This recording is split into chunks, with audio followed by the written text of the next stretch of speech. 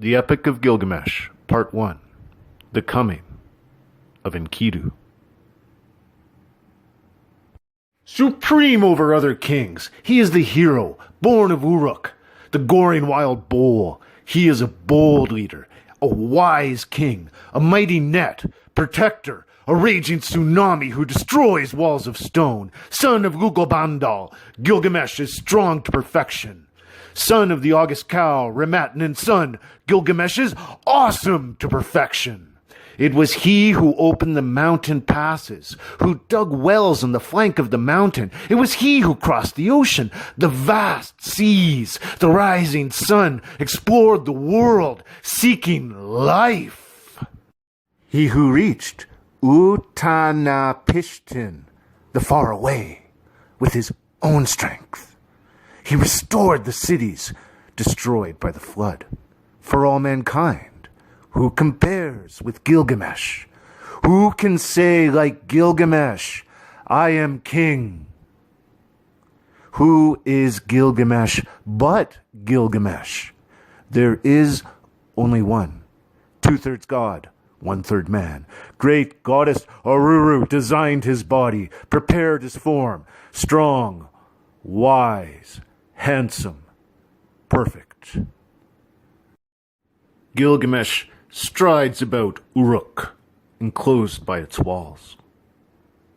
Drunk with power, he lords over all the people, killing the sons and taking the daughters, and none has the power to stop him. His army is alert and obeys his command.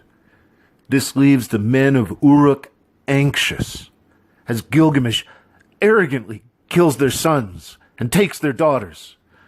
They complain to the gods of the heavens over and over that Gilgamesh has become arrogant. He was supposed to care for and protect the people of Uruk, but he is killing the sons and taking the daughters. Is he their shepherd? Is he the shepherd of Uruk Haven? Bold, eminent, knowing, and wise? Gilgamesh does not leave a son to his father, and he does not leave a daughter to her mother. Anu heard the complaints of the gods of heaven and called to Aruru. It was you, Aruru, who created mankind. Now create a Zikru to him. Let him be equal to his stormy heart. Let them be a match for each other, that Uruk may find peace. On hearing this, Aruru created within herself the Zikrit of Anu. Aruru washed her hands, pinched off some clay, and threw it into the wilderness.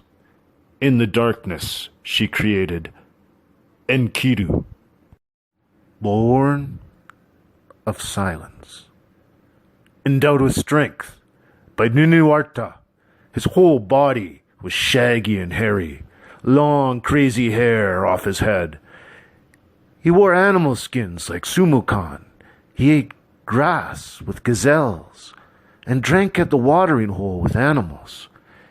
He was satisfied with his simple life. Enkidu was at the watering hole when a trapper came and saw him. The trapper was terrified to the core. Enkidu and his animals melted into the woods, and the trembling trapper returned home to his father. Father, a mighty man has come from the mountain. He is as strong as the meteorite of Anu. His home is in the wild. He lives with the animals. He controls the watering hole. He scares me. He destroys my work. He smashes my traps, frees my trapped animals. He doesn't let me trap.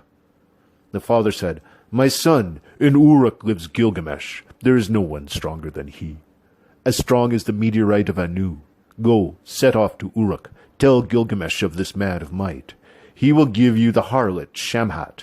Take her. The woman will overcome this mountain man's might at the watering hole. Have her get naked.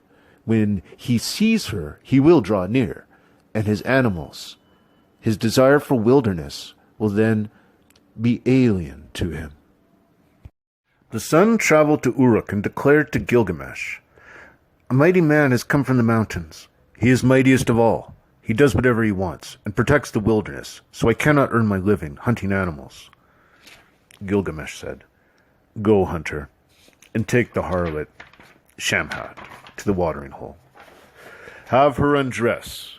He will draw near to her, and his animals will leave him. The hunter then journeyed for 3 days with Shamhat to the watering hole. They waited at the watering hole for 2 days, and on the 3rd day, animals arrived to drink.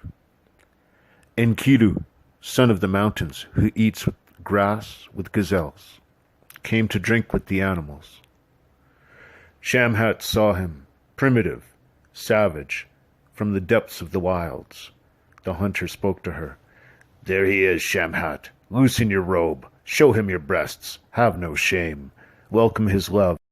Let him see your naked body. Spread out your robe and lie with him. Teach this savage the art of womankind. When he murmurs love to you, the wild beasts will reject him." Shamhat was not ashamed. She got naked and welcomed his eagerness. For 6 days and 7 nights they lay together, until Enkidu was sated. But when he turned to his animals, they ran off. He tried to run with them, but his running was not as before. He was weakened. Alone he returned to Shamhat. Sitting at her feet and gazing into her face, she said, "You are perfect, Enkidu, like a god. Why do you waste time with animals? Come to Uruk, the temple of Anu and Ishtar, the place of Gilgamesh, who is wise, but grown tyrannical over the people." Enkidu thought this was good. He said, "Take me with you, Shamhat, to the temple, to Gilgamesh, who is wise, but lords like a bully over the people. I will challenge him. Let me shout in Uruk, I am the mighty one. Lead me in, and I will change the order of things. Who is mightiest is he born of the wilderness." Shamhat replied, "Come, let us go so he can see your face. I will lead you to Gilgamesh. I know where he will be. Enkidu, you will see in Uruk where people wear the finest clothes, where every day is a festival, where music plays continually, where pretty harlots stand about full of laughter and sensual pleasure and happy endings.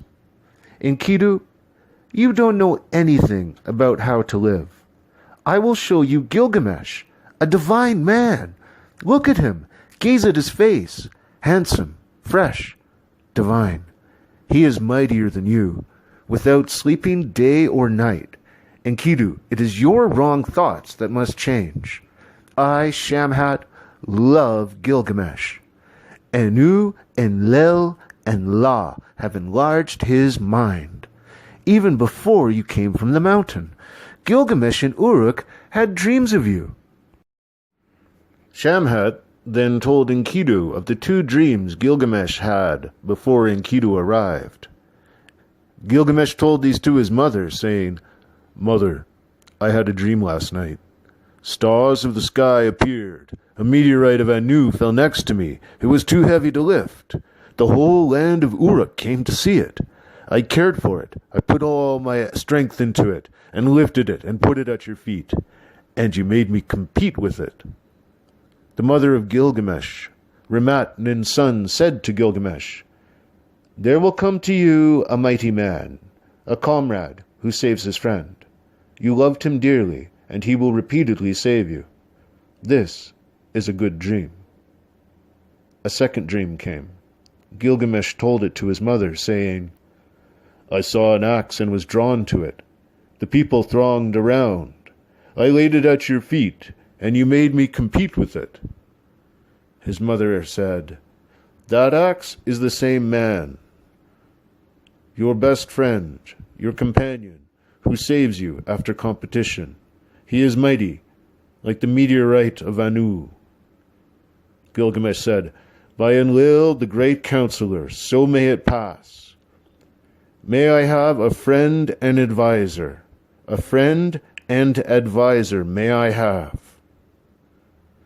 Shamhat told Enkidu of the dreams of Gilgamesh before the 2 of them made love by the watering hole.